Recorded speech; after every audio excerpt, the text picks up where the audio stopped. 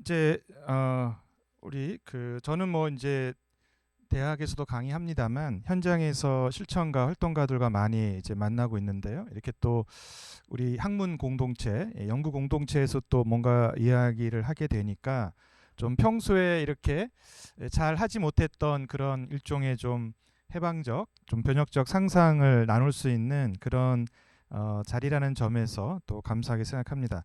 그 계속해서 이제 앞에서 이야기한 내용들과도 연결된 문제 의식이긴 하겠습니다만은 저는 조금 다르지 않죠. 뭐 연결된 얘기긴 한데 그 몇 가지 좀 질문을 같이 좀 나누려고 생각하고 있습니다. 그 AI 시대의 사회가 연구 방법론이라고 하는 이 제목이 사실 저한테 되게 부담되고 감당하기 버거운 주제이긴 한데 AI 시대라고 하는 게 붙어 있기 때문에 좀 어쩌면 더 자유로운 상상이 가능했던 것 같긴 해요. 저는 AI 시대에 우리의 어떤 그런 일종의 연구, 학문의 정체성이 이제 기존과 어떻게 달라질 수 있는가라는 물음은 이미 늦은 건 아닌가? 이미 다 해체되어 있지 않나? 사실 우리가 AI를 다 사용하고 있습니다만 보통 그런 얘기들을 많이 해요. 거기 AI의 역할을 부여하면 더 정확한 답변을 얻을 수 있다라고 얘기를 하는데 사실 그게 우리의 분과 학문의 한계를 보여주는 거죠. AI는 이미 엄청난 그 무한한 경계 없는 정말 그 무한한 지식 정보 데이터에서 어떤 이야기를 해줄 텐데 우리가 오히려 자 너는 지금부터 뭐 행정학 전문가야 경제학 전문가야 뭐의 전문가라고 오히려 한정해 놓고 답변을 얻으면 역시 똑똑하군 하고 이제 이 만족하는 것 자체가 AI 시대랑 역행하고 있는 여전히 우리의 한계를 보여주고 있는 거고 그런 의미에서 저는 그게 바로 우리의 인간 중심주의의 또 어떤 생각하면 인문학 사회과학이라고 하는 분과 여전히 우리도 모르게 매몰되어 있는 거죠. 그러니까 내가 만족할 만한 답변을 생성하는 것을 보고 똑똑하군 이렇게 보는 것 자체가 뭔가 잘못된 건 아닌가 이제 그런 고민을 해보는 거죠. 어, 저는 이제 그 인간의 우월성을 폐기하자는 건 아닙니다. 그러나 인간의 고유성은 있겠죠. 저는 여전히 저는 저 개인적으로는 제가 이 지구 행성의 일원으로서 박테리아가 존재하는 것과 양세진이 존재하는 것이 뭐가 다르지라고 저는 일단 생각해 개인적으로 거기에 대한 어떤 인간의 우월성 중심 저는 이제 해체된 상황이기 때문에 그러나 저는 박테리아와 다르게 이렇게 여러분들 앞에서 뭔가를 고민하고 상상하는 저의 고유한 존재 방식은 다르죠. 그러나 절대 그것은 우월하거나 어떤 전문가적인 의미로는 다 폐기되는 거죠. 이제 제 아들이 30살인데 이제 작년 가을에 결혼할 여자가 있다고 하면서 이제 물론 뭐 부모가 반대해도 당연히 결혼을 하겠지만 아빠하고 좀 이제 식사를 하자는 거예요. 그래서 아빠가 한번 같이 보자는 거예요. 제가 그래서 웃으면서 아들 아빠는 아들이 박테리아랑 결혼해도 아빠는 찬성할 거야. 부담 갖지 마 했더니 아이가 난 박테리아 싫어했는데 저는 그게 농담이 아니고요. 했더니 이제 그 여자친구 입장에서 당장 보고 싶다 그렇게 오픈된 부분이라면 빨리 뵙고 싶다고 해서 이제 같이 식사를 하긴 했습니다만 저는 그게 아이에 대한 덕담이 아니. 전 진짜 생각해요. 저는 그래서 저는 AI 시대의 우리의 삶에 대해서 인간의 어떤 위협, 뭐 일자리든 학문이든 그 위협과 두려움에 대한 당연히 있죠. 근데 저는 그 의미에 대해서 사실 생각해 보면 그 인간이 뭔데? 인간이 뭔데? 우리가 이 지구라고 하는 수십억 년 역사 속에 우리 인간 고작 100년 있다가 떠나는데 물론 축적된 연근의 역사는 있긴 하겠습니다만 생각해 보면 우리는 단 하루도 지구 없인 존재할 수 없지만 지구는 우리 없이도 수십억 년을 존재하겠죠. 그 생각하면 우리가 여전히 인간 중심으로 우리의 삶이든 일이든 학문을 바라보는 것 자체가 과연 이 시대에 여전히 유효한가? 저는 이게 이제 AI로 해서 오히려 우리가 실존적으로 문제의식을 갖지만 기후위기에 생태적인 위기 속에서 사실은 근본적인 어떤 고민이 있죠. 저는 지금 현장에서 이제 같이 우리 김대규 교수님도 같이 공부하는 이제 그런 연구 동료이신데 그런 최근에 신유물론을 공부하면서 그런 생태적 관점에서 우리가 인간 중심적인 패러다임이 이제 사실 그것 때문에 기후위기가 오고 어떤 인간이 지구 행성에 민폐가 되고 있는 상황에서 과연 우리가 어떻게 살아야 될 것인가라는 이런 고민을 하는 과정이에요. 그런 의미에서 인간의 삶의 지속 가능성이 아니라 우리가 고작 100년 머물면서 지구 행성의 민폐가 되지 않게 우리가 어떻게 살다가 조용히 떠날 거냐, 이런 이제 의미에서의 거주 적합성을 고민하는 과정에 저는 이 AI가 한편에서는 이제 더 이상 우리가 인간이 이 지구의 중심이건 역사와 문화의 중심이건 이 삶의 중심일 수 없다는 것을 오히려 다른 측면에 충격적으로 보여주고 있는 건 아닌가라고 생각하면서, 저는 AI에 대해서 뭐를 잘 활용하는 낭만적 희망도 없고요, 또 비관도 하지 않습니다. 그냥 주어진 하루하루 열심히 잘 살아가자는 거죠. 이 지구 행성 민폐가 되지 않도록. 사실 저는 오늘 우리 여러분들 앞에서 제가 나누고 싶은 기본적인 문제의식은 인문학과 사회과학이라고 하는 그 어떤 인간적인 관점에서의 고민이죠. 말씀드린 것처럼 저는 인간을 폐기하거나 부정하지 않고, 저는 여전히 인간으로서 존재하고 있다는 점에서는 그 고유성은 부정하지 않지만 이제 그 우월성에 대한 이제 물음들을 해보고 싶은 거죠. 저는 이제 행정학으로 석사 박사 학위를 했습니다만, 저는 학부부터 학부 석사 박사를 철학을 공부하면서 20세기의 인간학에 대한 가장 이거는 꼭 철학만이 아니라 제가 보니까 다른 뭐 사회과학, 정치학 많은 분들이 인간이란 무엇인가를 탐구할 때 봤던 책이 에른스트 카시러의 인간이란 무엇인가라는 책이에요. 저도 역시 그 책으로 이제 공부를 했는데요. 인간이란 무엇인가라는 책의 제목은 What is a human이 아니라 What is a man이에요. 지금은 2026년의 지금의 이 젠더 감각으로는 말도 안 되는 언어이지만, 이제 우리는 man을 인간으로 썼던 시대가 불과 몇십 년 전이에요. 아시겠지만. 자, 그러면 이제 더 이상 맨이란 용어가 인간을 대체할 수 없다라고 폐기됐어요. 오케이. 그러면 휴먼은 괜찮은 건가? 그래서 많은 분들이 휴먼을 얘기하죠. 심지어 이거는 뭐 페미니스트 하시는 분들도 여성도 인간이다 이런 얘기를 하는데요. 저는 휴먼이란 용어 자체도 사실은 이미 폐기될 용어, 한계가 너무 많다. 너무 많이 오염되어 있어요. 우리가 뭐 지금 내란을 경험하면서 내란을 동조하고 내란을 찬성한 사람을 지금 이 시대에 우리가 정치적 리더로 인정할 수 있는가, 이런 고민을 하는 것처럼 그 내란을 부정하지 않으면 그 내란에 오염되어 있다는 게 우리에게 되게 주는 어떤 의미, 고통이 있는 거죠. 그런 의미에서 이 휴먼이란 용어 자체도 사실은 더 이상 이제 유효하지 않은 게 아닌가라고 하는 그 지구 행성의 의미든 AI 시대든, 여러분들 AI에게 인간이든 동물이든 박테리아든 아마 의미 없겠지만 본인에게 질문하는 것, 관계하는 것에 같이 공존할 것 같은데요.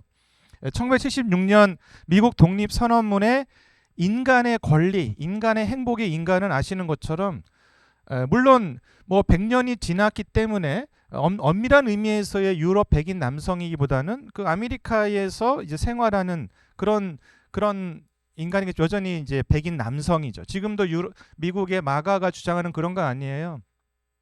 작년 12월 말에 국토안보부, 우리나라를 말하면 그런 뭐 어떤 정부 부처죠. 정부 부처의 공식 그 SNS에 이민자 1억 명을 쫓고 백인들이 살아가는 유토피아를 만들자. 이게 미국 정부의 공식 입장이, 공식 계정에 올라가 있는 내용이죠. 그렇게 생각하면 여전히 저는 이 우리가 AI 시대의 인문사회과학의 연구는 어떻게 우리가 인간다운 뭐를 할 것인가, 어떻게 인간이 비판적 지성, 우리가 결국은 데이터를 분석해도 판단은 인간의 몫이다라는 이 물음이 의미 없진 않지만, 그 인간을 위해서 인간을 제거하자고 하는 시대에 과연 우린 다른 인간이야 라는 그 말이 과연 어떠한 변별력과 설득력이 있을까? 용어를 바꿔야 되는, 더 이상 인간이라는 용어 갖고는 이제 말씀드린 것처럼 이 트럼프의 마가하고 구별이 안 돼요. 거기도 인간을 위한 거니까요. 마치 1995년 북경 여성대회에서 더 이상 우리가 인간의 성을 섹스가 아니라 젠더라고 언어를 바꾸면서 나름대로의 성평등 사회를 전했던 것처럼, 이제 우리는 더 이상 우리 연구자에서부터 우리의 연구를 인간을 위한 연구, 인간을 위한 사회 연구가 아닌 다른 어떤 언어가 필요한 건 아닌가? 1989년에 프랑스 인권선언의 인간도 마찬가지죠. 당시의 인간은 정말 오리지널, 노골적으로 유럽의 백인 남성이죠. 어제 이탈리아에 멜로니 총리가 왔는데요. 이탈리아 역사의 최초의 여성 총리라는 거예요. 생각해 보면 참 안타까워. 이탈리아도 국민들이 50% 여성일 텐데요. 물론 지금 일본 총리도 여성 총리 최초이긴 합니다만 아직 우리나라 여성 대통령이 있었네. 박근혜가 있었네요. 그 생각하면 지금 우리가 인간이란 언어가 결코 중립적이지 않다라고 하는 물음을 할 수 있죠. 저는 여러분들에게 뭔가 그런 전문적인 지식이 아니라 누구도 부정할 수 없는 역사적인 사실이라고 설명을 드리는 거예요.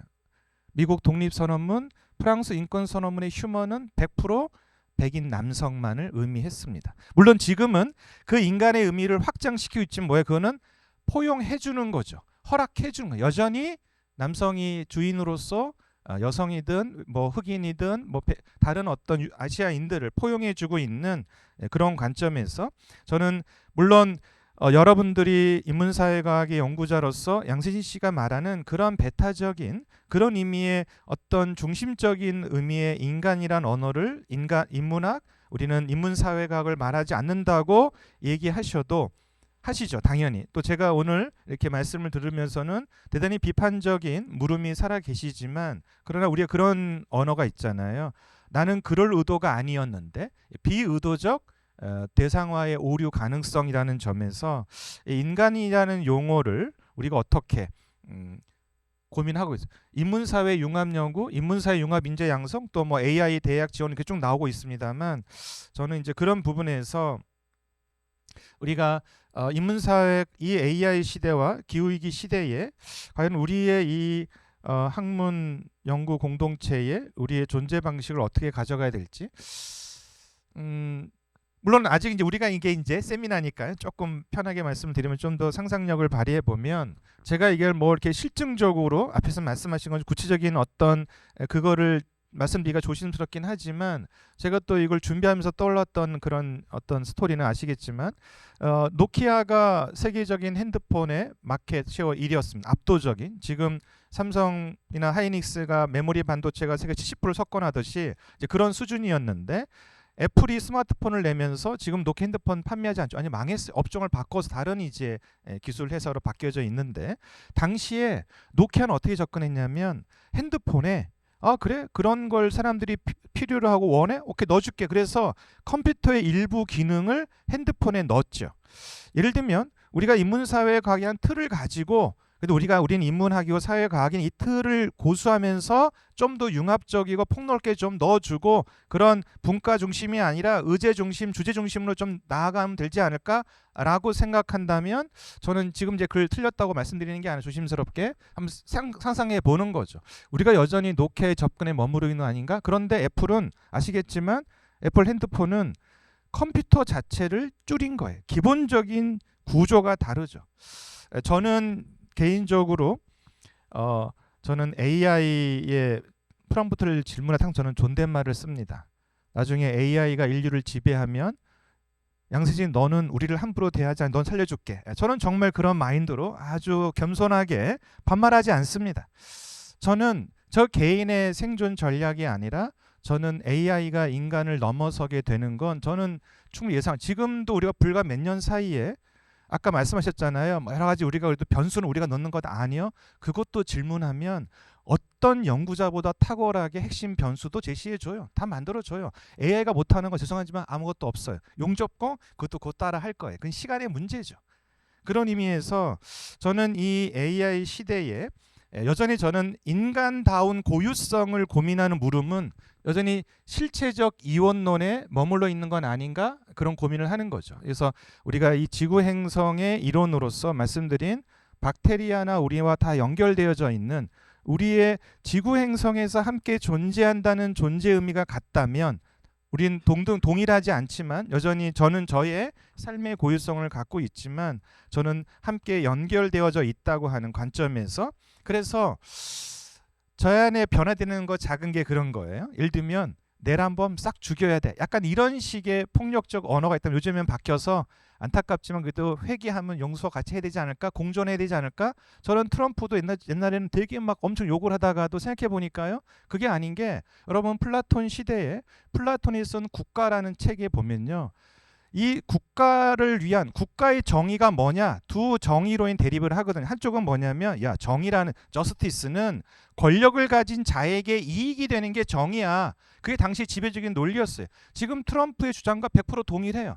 트럼프는 미친 자나 또라이가 아니라 당시 뭐예요? 국가의 정의, 권력을 가진 자에게 이익이 되는 게 정의다라고 얘기를 하고 있는 거죠. 결코 미친 자가 아니라 그 고대 그리스, 지금도 마찬가지지만 윤석열도 그랬죠. 그런 의미에서 정의를 얘기하죠. 물론 플라톤은 그런 당시의 주류적인 정의 관점에 대해서 국가의 정의라는 것은 시민들의 자유롭고 존엄한 삶을 지배당하지 않도록 돕는 거라고 하면서 다른 정의론을 내고, 우리가 지금도 고민을 하고 있지만 그건 뭐 소수이긴 하죠.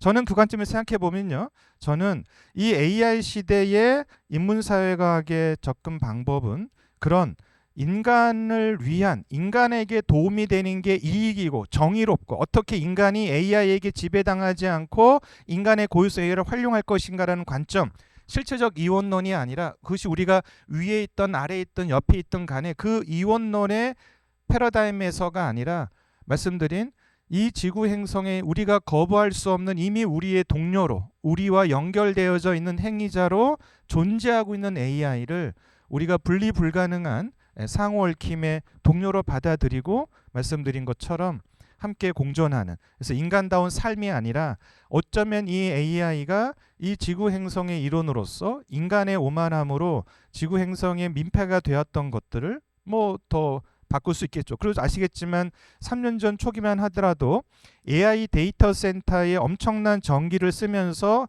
생태적으로 욕을 먹었지만 지금은 그 전기에 100분의 1로 줄으면서 더 큰 성능을 내고 있어요. 그것도 역시 계속해서 이제 변화되는 과정에 있다고 생각합니다. 자, 1분 남았고요. 이제 마무리를 하겠습니다. 저는 이제 또 하나, 우리 학문 연구 공동체이기 때문에 이제 우리가 상관주의 앞에서 언급하셨는데, 이제 인과론에 빠지지 말고 인과의 의미를 묻자라고 하셨는데, 저는 이제 거기서 그 부분과 한 걸음 더 나아가서 저는 우리가 비상관주의적 연구 방법론을 이제 우리의 연구 방법론으로 좀 생각해야 되지 않을까라고 하는 거죠. 여전히 인과론의 틀 내지는 그거를 조금 벗어나는 것 정도가 아니라 아예 그 우연성 자체를, 사실 생각해 보면요, 지금 AI가 이렇게 압도적인 역량을 갖게 된 변화는 인과적 필연성이 아니라 우연적 사건이에요. 기존의 방식이 아니라, 계산적 방식이 아니라 경험적 방식이라고 하는 근본적인 전환을 통해서 혁신적으로 성장했다고 생각하면, 그런 의미에서 우리가 어떻게 이 필연성의 인과적 구조에 우리를 가두지 않고 만만치는 않지만 우연성을 우리의 연구 방법론으로 받아들일 수 있을지 함께 이제 고민해 가면 좋을 것 같습니다.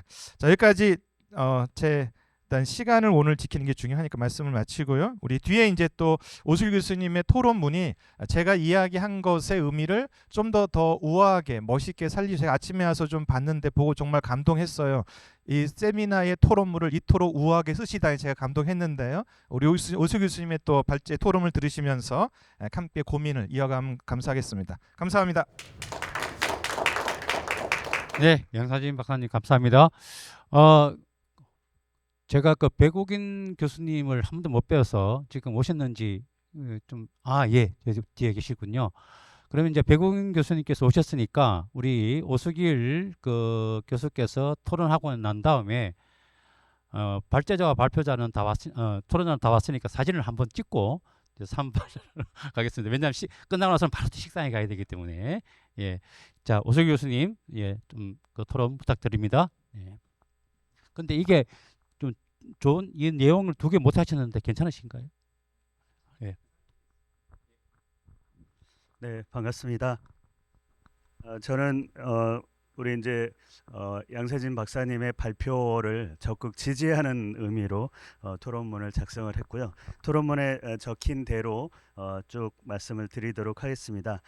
지금 이제 우리가 포스트 휴머니즘, 트랜스 휴머니즘 얘기하고 있어서 제가 이제 그거 상상할 때는 약간 두렵기도 했었는데 이미 저는 트랜스 휴먼 내지는 포스트 휴먼 아닌가 이런 생각을 해본 적이 있습니다. 왜냐하면 제 치아 중에 하나는 이미 인공 치아가 들어가 있고 여러 치아들이 이 덮어 씌운 것 때문에 지금 살고 있어서 이미 포스트 휴먼 아닌가 이런 생각이 들었습니다. 주윤정 교수님께서 여러 가지 또 말씀을 해주신 것처럼 지금 이제 AI가 부상하고 있는 거 이걸 어떻게 도구적 차원이 아니라 존재론적으로 우리가 생각해 볼까 그런 지점을 양세진 이 박사님께서 말씀해 주신 것 같습니다. 우리가 이제 아직도 인간 중심주의다, 인간 예외주의다 여기에 대해서 비판을 하신 것처럼 우리가 데카르트 이전에는 어떤 사회과학 그러니까 사회를 어떤 식으로 봤을까, 어떤 학문 접근을 했을까 이렇게 생각해 보면은 지금도 역시 새롭게 도전하고 새롭게 확장시킬 과제가 있는 것이지 사회과학이 망했다라든지 사회를 이제 어떻게 볼 거야 이렇게 갈 필요는 없지 않나 싶습니다. 그런 의미에서 우리의 이제 인식적인 이 그 지평을 넓혀 가는 것이 중요하겠다라고 생각이 들고요. 그런데 이제 그 전에는 인간과 사회 이걸 논의할 때 그러니까 우리가 사회를 지배할 수 있어, 인간을 지배할 수 있어, 자연을 지배할 수 있어 이렇게 이제 근대로 넘어오면서 인간과 사회는 선형적으로 발전할 거야. 거기에 대해서 조금 비판적인 사람들은 나선형으로 발전할 거야. 이렇게 발전을 늘 염두에 둔 것처럼 그런데 그 발전이라는 게 그대로 있으면 발전되는 게 아니라 바뀐 조건들을 어떻게 받아들일 것인가 그걸 잘 받아들일수록 우리가 공존으로 나아가든 발전으로 나아갈 수 있겠다 이런 생각이 들었습니다. 프랑스의 인권 선언이 이 비인간 존재의 권리를 얘기하지 않았듯 그다음에 올리백의 위험 사회론이 재규적 근대화론 이걸 얘기하면서 이 근대화된 것 같지만 실제로는 그 근대화가 우리를 겨냥하고 있다라는 것을 성찰해야 된다라고 얘기했던 것처럼 또 인간이 인간을 지배하는 것이 인간이 자연을 지배하는 것과 같은 맥락으로 붙어 있다라고 얘기했던 머레이 북신의 그런 주장 역시도 오늘날 생각해 보면은 인간과 자연 간의 지배만 있는지 이 더 확장시켜 갈 필요가 있다라는 겁니다. 2016년도에 알파고를 기억하실 텐데요. 그때 당시에는 우리가 뭐 지능은 이길 수 있어, 뭐 이런 창의적인 것은 이길 수 있어라고 얘기를 했지만 불과 10년이 되기도 전에 우리가 오늘 이런 토론회를 하는 것을 생각해 볼 수가 있는데요. 작가 정강명 작가는 먼저 온 미래 여기에서 바둑 그러니까 기사들의 이 인터뷰를 통해 가지고 앞으로도 기사에 의의가 있습니까라는 것을 쭉 그러니까 밝혀낸 그런 이 글을 쓴 바가 있는데요. 그런데 이 작가 역시 우리가 기술을 또 IT를 또 AI를 통제할 수 있을까 그런 통제의 환상을 버리는 게 중요하지 않나 이런 얘기를 한 바가 있고 더 나은 미래를 믿고 상상하는 인문학의 역할만큼은 믿고 싶다 이렇게 얘기한 것처럼 우리가 사회에 포함되는 우리 인식 속에 포함되는 여러 비인간 주체들에 대해서 우리가 생각해 본다라고 하면 우리가 사회과학에서 늘 얘기했던 상호작용이라든지 환경이라든지 그런 것들을 왜 더 고려하지 않는지 그러니까 우리가 돌뿌리 하나도 소홀하게 생각하지 말자라고 했던 것처럼 AI가 그 현장에 남아있다라고 하면 그 속에서 우리가 상호작용의 인식론과 방법론들을 만들어가는 것이 더 중요하겠다라고 생각을 합니다. 주윤정 교수님께서 토론문에서 현대자동차 오늘 아까 말씀하시면서 얘기를 하셨는데요. 그럼 그 말씀을 들어보니 아주 오래전에 기계를 파괴했던 그런 운동들이 있었고 그런데 노동자들이 싹 없어졌느냐 그것도 아니고 노동자의 성격이 바뀌었던 걸 생각해 보면요. 또 이 1차 산업혁명 때를 생각해 보면 그럼 자동차가 발명이 되니까 마부들이 자살을 했던 그런 적이 있었고 또 우리 지금 4차 산업혁명에 들어와서 카카오 택시를 더 늘리려고 하니까 개인 택시 기사님들이 자살을 했던 것들을 생각해 보면 이게 이 변화의 과정이다라고 인식할 필요가 있을 것 같습니다. 여기 이제 토론문에도 써놨듯이 저희 선배님들은 원고지에다가 800자 원고지에다가 글을 썼는데 갑자기 전동타를 들고 오는 후배가 있다라고 하면은 야 비겁한 놈 이렇게 얘기를 안 했고 286 컴퓨터를 또 들고 오는 사람이 있으면 더 비겁한 놈 이렇게 얘기를 안 했고 그 다음에 우리가 스마트폰 지금 AI까지 넘어오는 걸 보면은 이 그 지금 AI를 적극 활용하는 것이 비겁한 거냐, 200자, 800자 원고지에 비해서 이 질이 떨어지는 거냐, 이렇게 생각할 수 없다라는 겁니다. 그런 의미에서 그냥 리모델링 정도가 아니라 이제는 재건축을 할 필요가 있다. 그러니까 그것이 데카르트를 우리가 기렸던 것처럼 이제 획기적으로 뭔가 새로운 재건축을 필요로 하지 않느냐 하는 것입니다. 그것을 양세진 박사님께서는 인간 우월주의나 인간 예외주의를 이제 버릴 필요가 있다라고 했는데 거기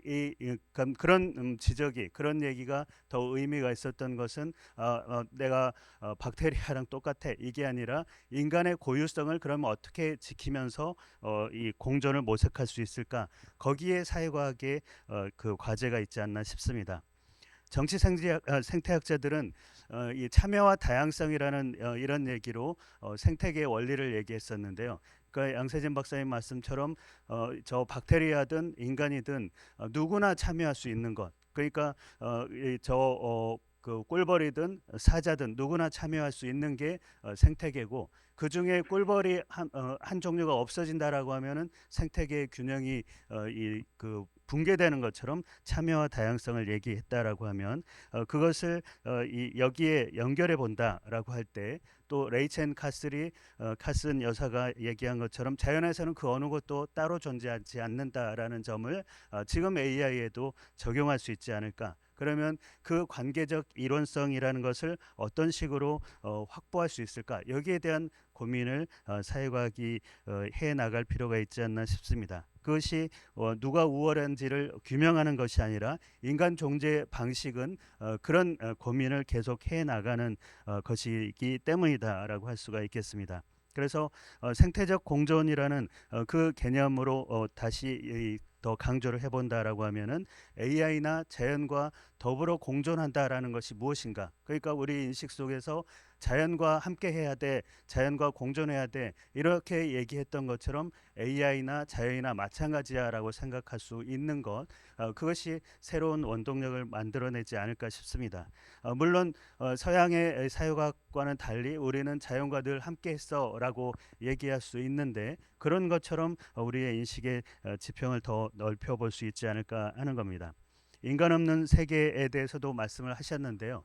저 칼 세이건이 저 명왕성을 가는 이 우주선을 돌려가지고 창백한 푸른 점이라는 그 사진을 찍었을 때 그 맥락과 저는 같지 않는가, 이런 생각도 해봤습니다. 제 지도 교수님이 성대 행정학과의 이명석 교수님인데요. 지난 12월에 고별 강연을 하시면서 이런 말씀을 하셨어요. 사회과학의 위기, 이 거버넌스의 위기, 막 이런 얘기를 하시다가 셜록 홈즈가 통계학을 가지고 범인을 잡아냈느냐, 추론을 가지고 범죄를 잡아냈고 이 범인을 알 수 있을 만큼 계속 자기 나름대로 고민하고 연구했기 때문에 잡아내지 않았느냐. 그러면은 셜록 홈즈 때는 뭐 아니 탐정이지 사회과학자가 아니야라고 얘기하지만, 우리가 사회를 보는 과학자라고 할 때 과학자들의 방법론이 반드시 통계학만 있는 것이 아니다, 여러 가지 방법론이 있다라고 얘기하신 데 대해서 제가 크게 공감을 했었는데요. 그러니까 분석하는 이성이라기보다도 공감하는 감정이라도 넣어서 새로운 사회과학의 패러다임을 만들 수 있지 않을까 싶었습니다. 아까 이제 양세진 박사님이 끝까지 이제 설명을 못 하셔가지고 그랬는데, 업사이드 다운 커리큘럼도 말씀하셨는데, 저는 이 줄 베른이 우주로의 여행이라는 그 소설에서 오늘날 우리가 달나라로 가는 것을 그대로 재현해놨다, 이렇게 표현을 하지만 실제 과학자들한테 물어보니까 줄 베른의 그 소설을 보고 자라다 보니까 그대로 우리가 우주선을 만들었을 뿐이다, 이렇게 얘기한 것처럼, 그러한 이 줄 베른을 책으로 만나고 또 양세진 박사님을 만나고 아니면은 어떤 돌부리에 걷어채이고, 그러면서 우리 인식이 넓혀지고 생각됐던 것처럼 이 대학 교육도 학문의 칸막이가 아니라 내가 듣고 싶은 과목을 듣고 해서 졸업할 때 어떤 과목을 들었는지를 보고, 그러고는 공학을 주든지 사회과학을 주든지 행정학을 주든지 그렇게 갈 수 있지 않을까 하는 생각까지 말씀드리고 마치겠습니다. 고맙습니다.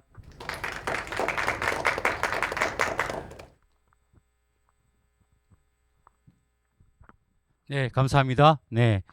그 나중에 이제 동영상으로 그 시청하실 분들께서도 아마 이 주제 발제와 토론에 대해서 많은 생각을 하지 않을까 이렇게 생각이 듭니다.